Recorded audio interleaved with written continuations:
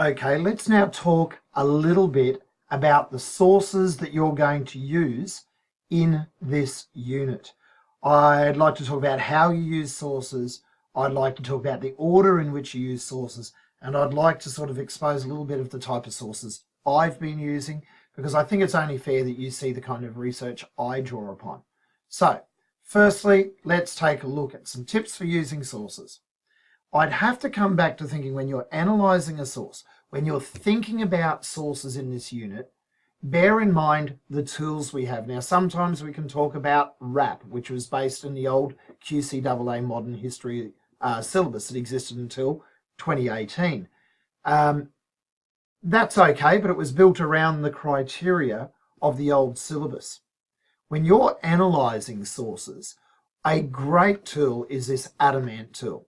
So what I want you to think about as you're analysing a source is ADAMANT, adamant.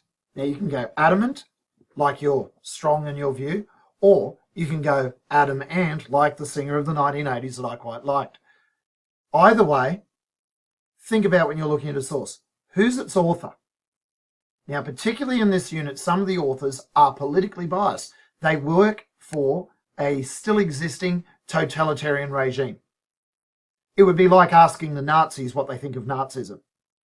Okay, so who's your author here? Who is saying this? When are they saying it?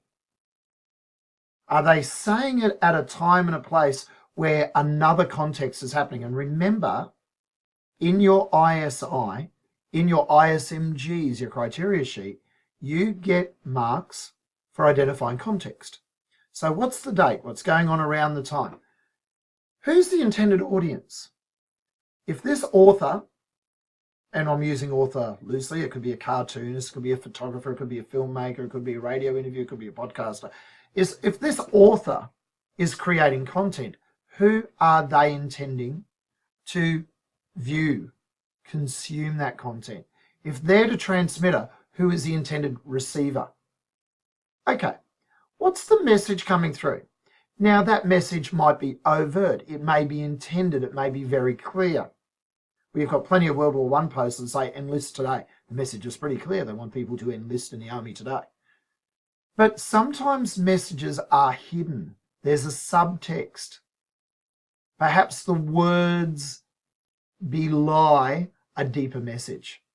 So look for deeper messages. Look at how imagery is used to subtly convey message. Author, date, audience, message. What's the agenda? What's the intent? What are people trying to do here? Maybe the message doesn't stick and they're trying to do something else. Maybe it's part of a broader campaign of discrediting someone's reputation. Maybe it's about trying to position the audience in a certain location.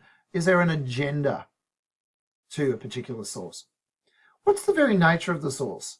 Is it a propaganda poster? Is it a radio broadcast? Is it a personal and private diary? Or is it a professional log, a record? Is it an official government report?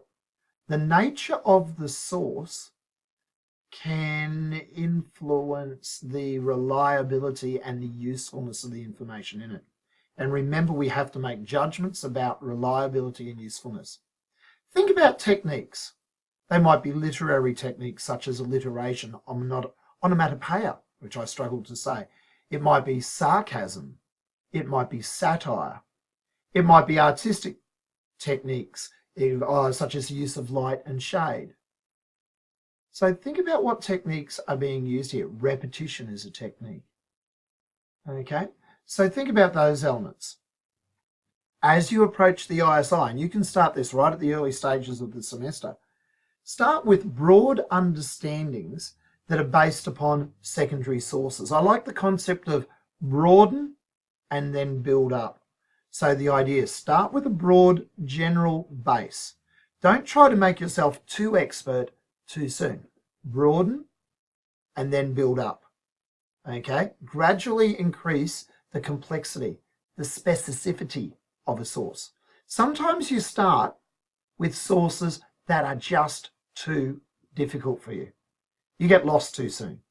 Start broad, start general, even if you feel like you're reading a little bit below your level, and then build up. If you've got the broad understandings, you will say much more sensible things about the sources that you're using when they become more complex. You can place them into context because you understand the context. Don't go in too tight too soon. Secondary sources, general secondary sources such as school textbooks, really good starting point. Now, expect barriers to emerge around language in a unit such as this one on Chinese. In a future video, I'm going to talk to you about two different types of spelling systems and language systems when Chinese has been Romanized in terms of putting it into Western characters and so on. There's the Wade-Gillies system, a British system, and the Pinyin system, which is the official system of spelling Chinese words promulgated by the Chinese government in about 1958. So they said, hey, stop spelling our languages and our sounds and our words in the Western way of doing things. Now, I'm going to hit pause there for a moment. Now, that little beep you heard there in the background is a little marker that I'm trying to do here. I don't want to go more than 6 minutes in these videos, and that's saying that I'm at about 6 minutes and 11 seconds. So it's time for me to wrap up this video. Think about what I'm saying there, get your head around it. The next little video we're going to do here is, okay, so I'm telling you to be careful about your sources.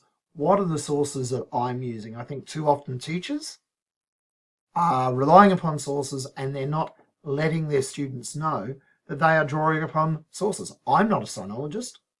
Where am I getting my information from? What kind of textual sources am I drawing upon? There's a huge amount on the internet. I'm not going to deal with internet in this next video. Just going to talk you through some of the authors, some of the books and so forth that are shaping my thinking that I am passing on to you. So you're getting my biases, my understandings, and you know its source too. Okay? So, I will talk to you again shortly.